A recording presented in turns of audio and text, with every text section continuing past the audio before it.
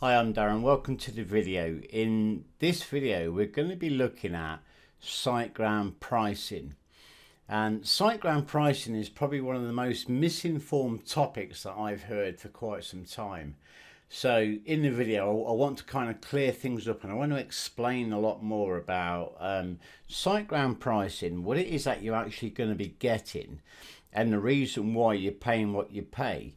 And also, I'm going to show you why a lot of people are being misinformed on the different price structures.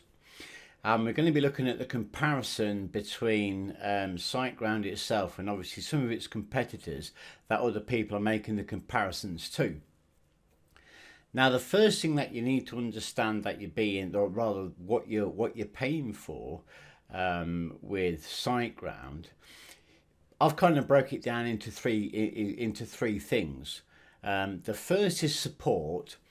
The second thing is the service that you're getting, which I guess kind of comes into support as well, and also the technology. Because SiteGround do have some of the fastest, if not probably the fastest servers for your website speeds in their class. I mean, obviously there are better ones, there are more expensive ones, but SiteGround certainly do. They certainly do tick all the boxes when it comes to speed. Now, we're going to be looking at support because this is one of the main key areas of why the pricing is structured the way it is.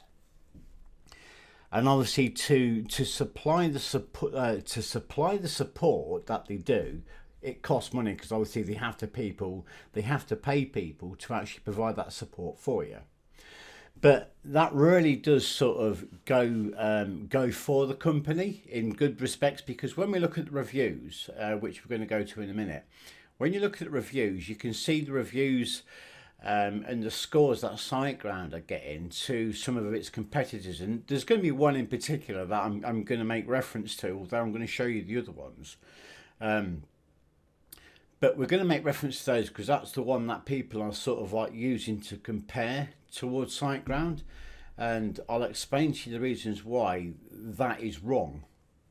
So let's go to Trustpilot first, and let's look at the SiteGround reviews, because obviously this is one of the key areas that that you're paying for, and you're paying for their support team.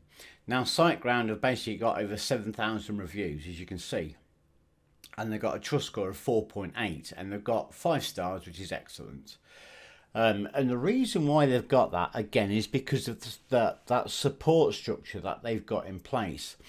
Now, me personally, I'm going to go into this in when I talk about hosting plans.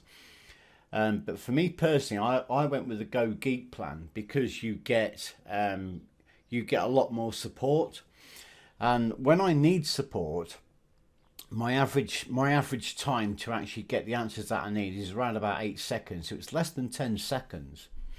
And obviously that's one thing that they pride themselves on, and that's really why they're getting such great scores.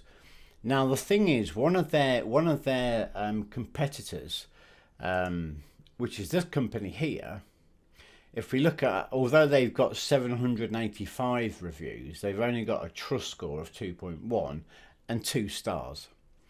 Now, one of the biggest reasons why they're getting such low scores, I mean, they've got like 76% of their reviews are bad. And you're going to think, well, you know, can that company really be that bad? And the reason why they're so high is because of being misinformed. They're being told to go to that company because they're cheaper, but you're not getting the same service. And that is really important to understand before you go and get your hosting, because you really need to think about what it is that you want from your hosting, and you've also got to think about what it is that you want to do moving forward with your business and your website, because that's going to be critical once you're tied into like a 12-month plan, because basically SiteGround and this company here, they don't offer monthly hosting. So when we look at the comparisons, when we look at the SiteGround pricing, okay, their startup starts from $5.99 a month, and their top package is $12.99 a month. Now that's UK money. I would imagine like US dollars. I can't remember what the exchange rate is, but $5.99 is going to be around about $6 or $7 or something like that. The reason why their pricing is like that is like if I explain. One, you're getting support. Two, you're getting service, because this is a managed WordPress hosting service.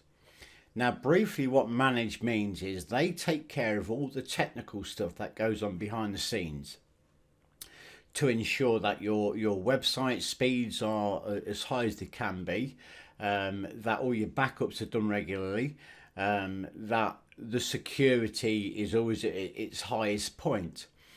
There's so much that goes on behind the scenes, when things like PHP needs updating. If you go onto a shared hosting plan, you don't get any of that. The only thing that you do is you probably get the WordPress updates, which are basically all automatically done from WordPress itself anyway. So bear this in mind, that this is a managed WordPress hosting. So when we look at their competitors, this is the comparison that they're making between SiteGround and particularly this competitor, which is this company here. Now, I'm not going to say the name because I don't want it to mess about with the algorithm, because obviously this is all about SiteGround pricing. But this is what they're making a comparison to, okay? And their basic plan is £2.28 a month, okay? And that would have to be over. I mean, this is the initial term of 36 months. So you have to be tied in for 3 years to get that price. So if we look at this startup price here, this is like $5.99 a month, and that's going to be for 1 year. But this one here, this is only for shared hosting. Because when we look at their managed hosting plan, which is what you're getting with SiteGround, and you're getting all of those extras, you're getting all of the backups done for you, your site speed is always done, the optimization of the site speeds, everything is done for you. All you've got to do is basically put your website on there and do what you do best, which is obviously working on your business. When we look at the managed WordPress pricing, you're going to see a completely different story, because this is their basic one. Okay, so this is for one website. So if we look at the SiteGround pricing for one website, it's $5.99 a month.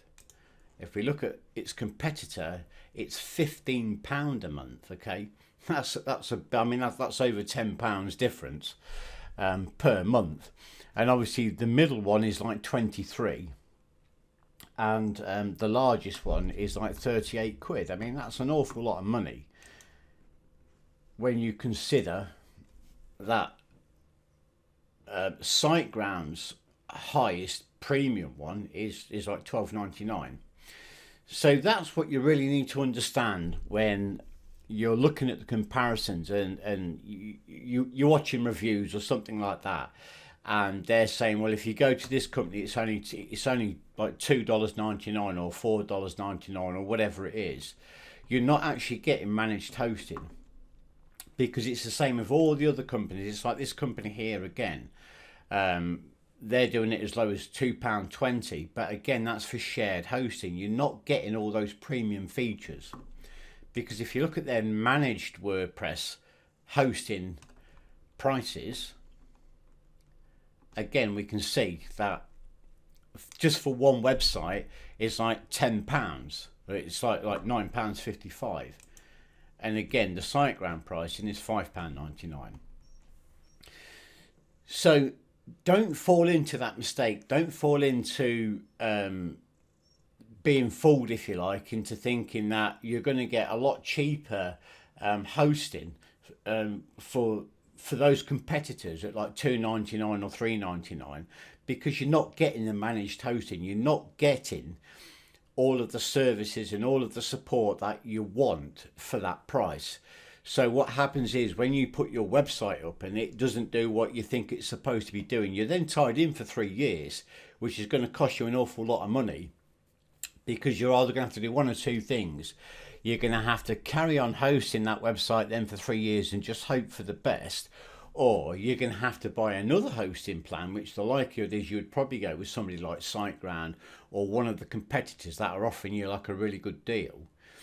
And then you're going to have two hosting plans that you're going to be tied in for at least a year, and it's going to cost you a lot more money. Or you can go, like I say, if you run that website for 3 years, you've then got to migrate it across, so you're going to cause yourself so many problems.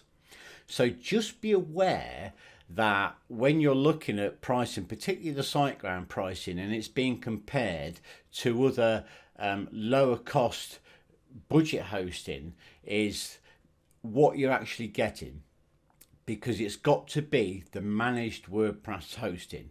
So thank you very much for watching.